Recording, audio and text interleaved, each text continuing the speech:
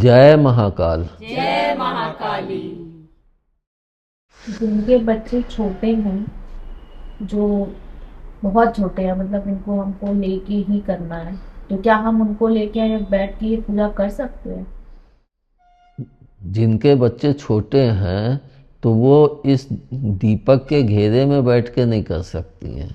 कि मान लो बच्चे ने पेशाब कर दी या लैट्रिन कर दी या उसको कोई तो वो रोने लगा, तो हमारी पूजा बीच में खंडित हो जाएगी, तो फिर वह हमारे लिए उपयोगी नहीं रह जाएगी। इसलिए इसमें उतने समय तक कोई बच्चा लेके बैठना उपयुक्त नहीं है। तो सिंगल मदर पे क्या करें? वह जो मैंने बताया है कि 3 दीपक रख के और सामने बैठ के और वो जप कर सकती, तब वो बच्चे को गोद में लेके और वो कर सकती है। क्या बाल खोल के बैठ के पूजा करनी चाहिए? देखो, बाल खोल के बैठना और बाल बांध के बैठना दोनों में ही फर्क यह है कि जब हम बाल खोल के बैठते हैं तो हम अपने अंदर एक मतलब कि एक निश्चलता रहती है कि मैं पूजा के लिए नहीं बैठी हूँ, कि मैं उनके लिए बैठी हूँ। बाल वो सिर्फ एक अपने दिखावे के लिए कि बाल खोल के बैठे हैं। लेकिन जब हम बाल को बांध करके बैठते हैं और सही ढंग से सही तरीके से बैठते हैं तो वह हमारे भाव को जागृत करती है। जिसको कहा भी गया है कि जैसे पुरुष लोग होते हैं चोटी रखते हैं तो वो चोटी में गांठ बांध लेते हैं, तो जब पुरुष के लिए ये है तो फिर स्त्रियों को भी तो अपनी चोटी बांध के ही बैठना चाहिए। पूजा में कभी भी खुले बाल लेके स्त्रियों को नहीं बैठना चाहिए और ना पुरुष को बैठना चाहिए। जिनके चोटी है वो चोटी में गांठ अवश्य मार लें, जिनके चोटी नहीं है तो उनकी बात अलग हो गई। जिनके छोटे बाल हैं पुरुष में, उनके लिए ये चीज नहीं लागू है ना? उनके लिए जब बाल ही नहीं है तो वो गांठ कहाँ से मारेंगे। जब हम दीपावली के दिन ध्यान करेंगे और घेरे बना के बैठे हैं उसमें, तो बीच में अगर टॉयलेट वगैरह जाने के लिए या पानी पीने के लिए उठना है तो उठ सकते हैं, या मतलब कंटिन्यूसली बैठना ही है? उचित तो सबसे यही है कि अगर हम एक बार बैठें तो हम टॉयलेट वगैरह सब हो के बैठें, तो हम उतनी देर बैठ सकते हैं। अब जिनके बीमारी है कि टॉयलेट उनको हर आधे घंटे में या 15 मिनट में लगती है तो उनके लिए तो मजबूरी है। इससे क्या होता है कि जब हम ध्यान में जाते हैं तो जब हम ध्यान के थोड़े से भी शिखर पे चढ़े और फिर हम को टॉयलेट लगी तो हम चले गए, तो हम जो चढ़े वो फिर वापस उतर आए, फिर आके बैठे तो फिर वहाँ तक चढ़ना पड़ेगा और फिर उससे ऊपर जाना पड़ेगा, तो हम बार बार नीचे आते जाएंगे और फिर चढ़ते जाएंगे, तो मतलब ऊंचाई को नहीं पहुंच पाते हैं। इसलिए उपयुक्त यही है कि हम एक बार में करके बैठें ताकि हम उतनी देर अपने ध्यान को साधना को कर सकें। पिताजी, मेरा प्रश्न है कि सोमवार को दिवाली पड़ रही है और सोमवार को आपने कहा है कि रुद्री का पाठ अवश्य करना है। हाँ। अब दिवाली को इतना ऑलरेडी बहुत सारा काम होता है और फिर उसको पढ़ना और फिर अपनी दिवाली वाली पूजा करना, तो इतने थक के फिर उतने भाव से कर पाना उचित नहीं होगा, क्योंकि थकान के वजह से उतना भाव नहीं आता। तो क्या करना चाहिए? जब कोई विशेष दिन होता है या किसी विशेष इष्ट का या विशेष देवी का दिन होता है तो सबसे ज़्यादा प्रमुखता उन्हीं को दी जाती है, तो उस दिन हम रुद्री के पाठ को रोक सकते हैं। ये आवश्यक नहीं है कि नहीं हमको सोमवार को करना है तो हम सोमवार को करें। हाँ, हम ये भी कर सकते हैं कि हम करते हैं तो थोड़ा 10 मिनट उसको किए, उसके बाद फिर मैं अपनी पूजा को करने लगा, ज़्यादा देर नहीं किया। तो उससे क्या होता है कि हमने निरंतरता बनाए रखी, कि नहीं हमने किया लेकिन हमारे पास समय नहीं था कि मैं इतना कर सकूं, तो उस चीज़ को माता पिता भी जानते हैं। लेकिन हम बाकी दिन में रुद्री का पाठ सोमवार को करते हैं तो वो बहुत फलदायी है, और शुक्रवार के दिन दुर्गा सप्तशती का पाठ करते हैं वो फलदायी है। और हमें अपने जीवन में माता पिता दोनों का ही आशीर्वाद चाहिए, और जब आप रुद्री को पढ़ी होंगी तो आपको खुद लगा होगा कि रुद्री के पाठ से हमें कितना लाभ है। अगर एक तरह से देखें तो हम लोगों ने अपनी पुरातन चीज़ों को भुला दिया, जो एक मनुष्य के लिए अति लाभकारी है। और जब व्यक्ति इसको करेगा, उसको लाभ होगा, तभी वह धीरे धीरे दूसरों को भी कहेगा कि तुम रुद्री का पाठ करो तो तुमको लाभ प्राप्त होगा। पिछली दीपावली को एक भक्त ने कहा था कि जब हम दिवाली की पूजा करते हैं तो हमारे जो घर परिवार वाले हैं वो समझते हैं कि जैसे हम तंत्र क्रिया कर रहे हैं, और वो एक विधवा है तो वो उनके ऊपर और भी ज्यादा लोग हावी होने का प्रयास करते हैं कि तंत्र क्रिया कर रहे हैं या ऐसा कुछ। तो वो उनका प्रश्न ये था, क्या हम बिना दीपक के या ऐसी कोई क्रिया मतलब ध्यान के माध्यम से कर सकते हैं कि जिसमें प्रत्यक्ष में कोई दीपक प्रज्वलित ना करना पड़े या ऐसा कुछ? पहली चीज़ तो है कि मैंने इसको खुल के बोला है, तो आप वीडियो भी दिखा सकते हैं कि मैं इस साधना को करने जा रहा हूँ, तो उसमें कोई चीज़ छुपाई नहीं गई है।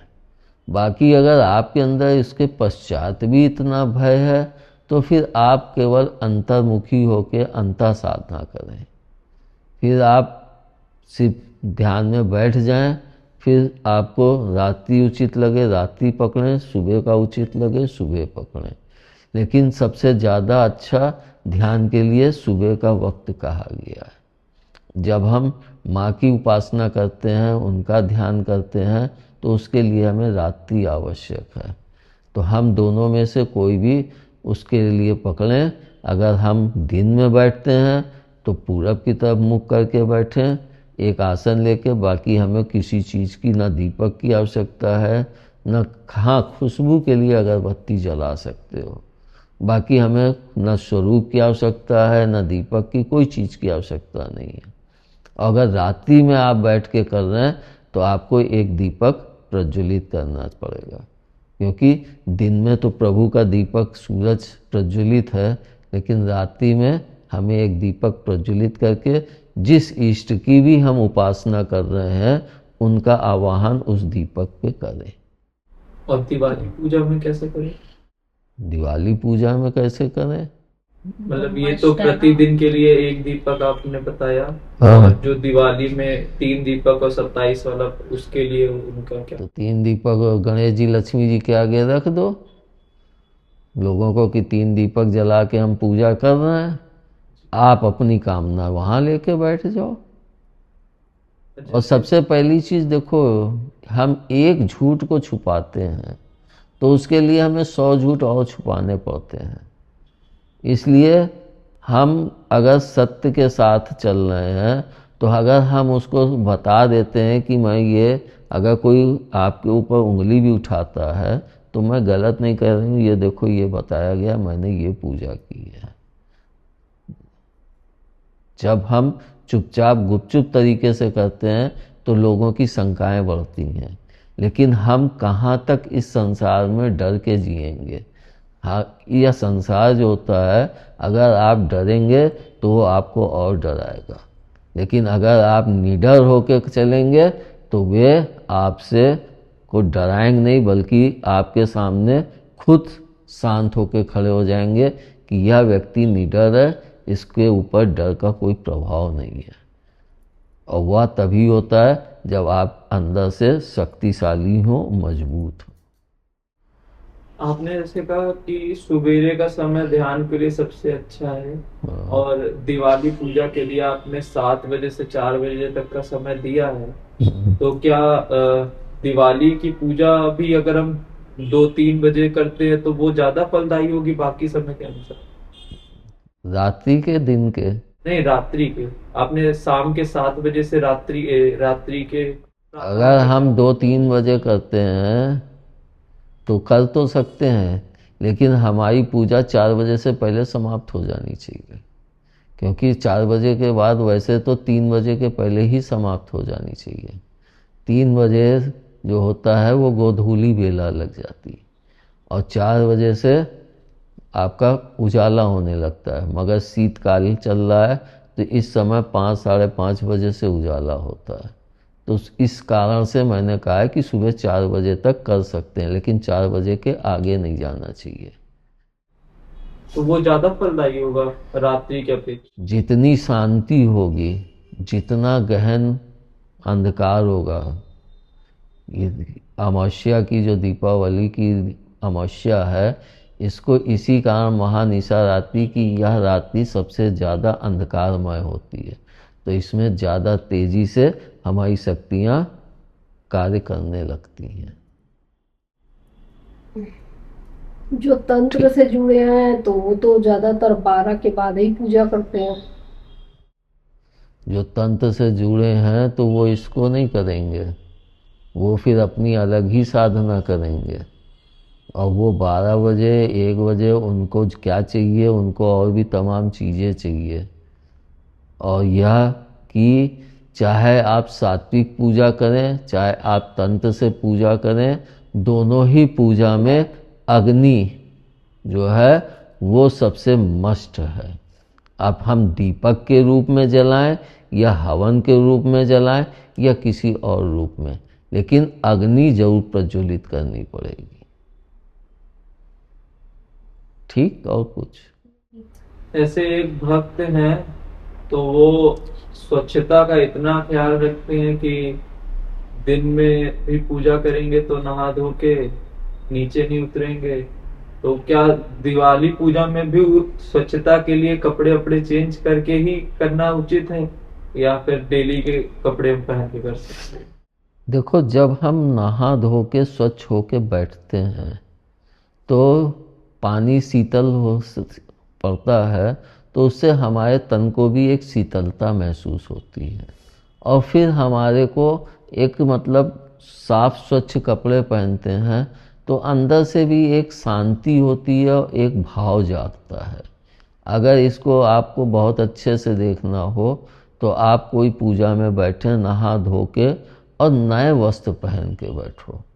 और जब नए वस्त्र पहन के बैठोगे तो अपने अंदर एक अजीब सी ऊर्जा नए वस्त्रों के कारण आपको एहसास होगी कि मेरे को एक आज अजीब सी ऊर्जा प्रवाहित हो रही है। मगर वो कारण क्या होता है कि नए वस्त्र पहने हैं तो उनका एक जो चीज़ होती है कि उस आज मैंने पहली बार पहना है, तो उससे ना तो कोई किरणें निकल रही हैं, ना उसमें कोई किरणें विद्यमान हैं। जबकि अगर हम पुराने वस्त्र पहने हैं तो उसमें कौन कौन सी किरणें किस किस समय पहने वो विद्यमान होती हैं। तो वो हमारे मार्ग में कभी रुकावट में भी बन जाती हैं। इसीलिए कि साफ स्वच्छ कपड़े पहन के ही पूजा में बैठना चाहिए, उसका बहुत महत्व है। और जितना हम, ये भी नहीं है कि हम हर समय नहाएं, हर समय शुद्धता रखें। कुछ लोगों को देखा है कि वो जितनी बार पेशाब जाएंगे, हाथ धोएंगे, पैर धोएंगे, तो ये ओवर हो जाता है, बहुत ज़्यादा हो जाता है। लेकिन जब हम पूजा में बैठें तो हम जितने साफ और स्वच्छ रह सकते हैं उतना ही लाभकारी और हितकारी है। धन्यवाद। जय महाकाल। जय महाकाली।